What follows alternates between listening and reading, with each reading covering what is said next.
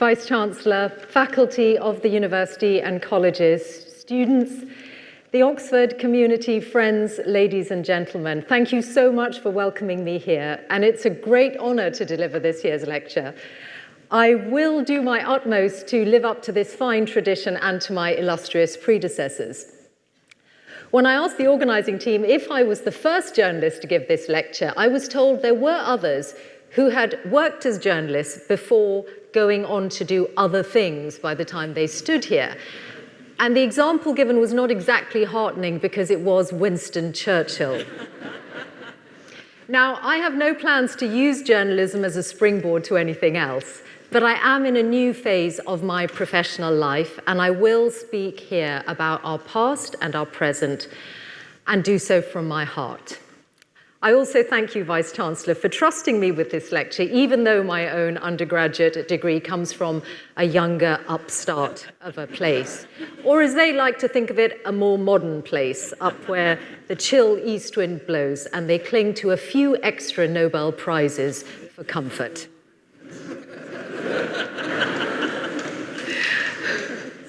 Oh, there are a few of us here, are there? The last time I was on a stage in any way comparable to this was in the final days of the election campaign last year for the Prime Ministerial TV debate.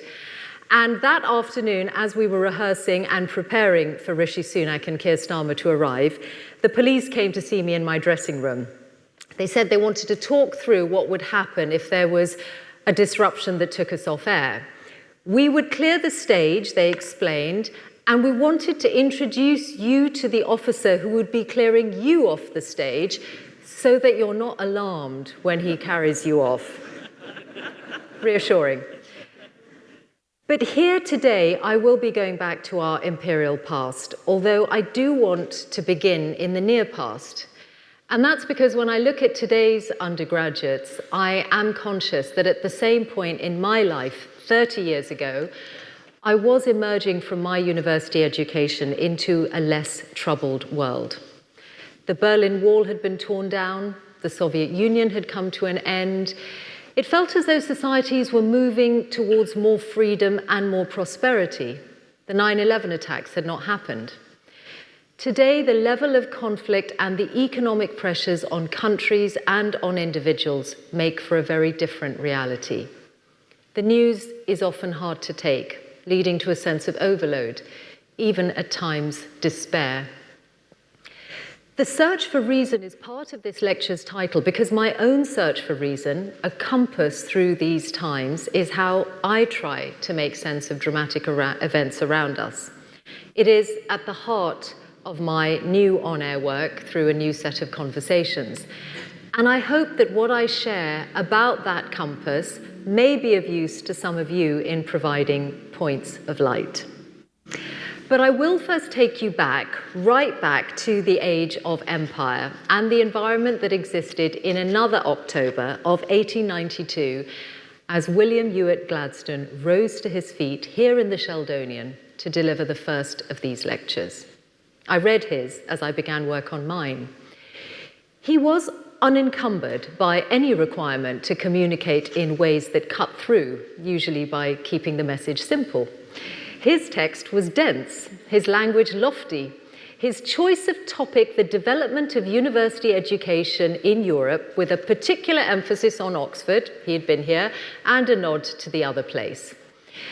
There is a moment in it, though, that made me pause as he muses on a 19th century version of our own debates on how technology is changing us. Gladstone says there are two dangers before the nation's ancient and still paramount universities. One, that in research they should relax and consequently dwindle. The other, that they should lean to that theory of education which would construct machines of so many horsepower rather than form character. He was thinking of rapid industrialization, but we are grappling with what artificial intelligence means for our lives and our livelihoods. At that moment, Gladstone had recently returned to Downing Street for the fourth time as Prime Minister. He was 82. He would spend much of that final period in office trying to get an Irish Home Rule bill through Parliament. But the general election of 1892 has a particular resonance for me because it brought to the House of Commons for the first time an Asian MP. His name was Dadabhai Naoroji. He was born in India in 1825. He was of the Zoroastrian faith, and I learned about him when I was researching my family memoir, Broken Threads. This is how The Guardian marked the election of an Indian gentleman as a member of Parliament. It was, the paper said, quite different to men coming home with wealth acquired in India and buying themselves a seat. This MP was a native Indian, and the paper said it meant a constituency had disregarded wide differences of creed and race. I must add here that the voters of Central Finsbury had been pretty divided at that election of 1892. Naoroji won by 3 votes, 5 after a recount. And that meant he was often referred to as Dadabhai Narrow Majority. Before 1892, there had been at least one Anglo-Indian MP, but Naoroji was the first to identify as Indian and to question the imperial project with facts and first-hand knowledge. His generation had been eyewitnesses to the 19th century advancement of British power through the East India Company. It used alliance and military force, and sometimes deceit. There were treaties that allowed territory to be taken over if the British deemed a ruler to be incompetent or unsuitable, or when their choice of heir was considered as such. Even then, some of those ousted in this way showed a touching, if bizarre, faith in Queen Victoria herself coming to their aid.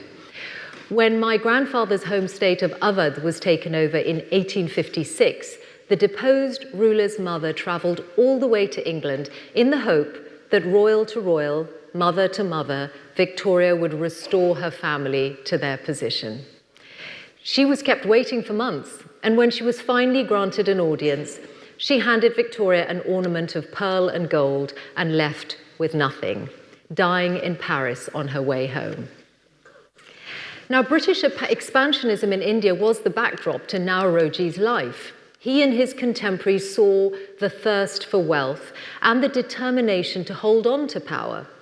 When an uprising took place in 1857, it was put down with immense force, including suspected rebels being tied to the mouths of cannons before they were fired. After all, there was more than India at stake. What if the Maori got ideas, or the Irish? In what we might call spin, the rebellion would be recorded for the history books under the more limited term mutiny. And by 1877, Gladstone's great rival Disraeli was making Victoria Empress of India. How then did Naoroji advance in such a climate? He was born into poverty in Bombay, but he gained an education thanks to his widowed mother accessing a scholarship for him. In 1855, he had the chance to travel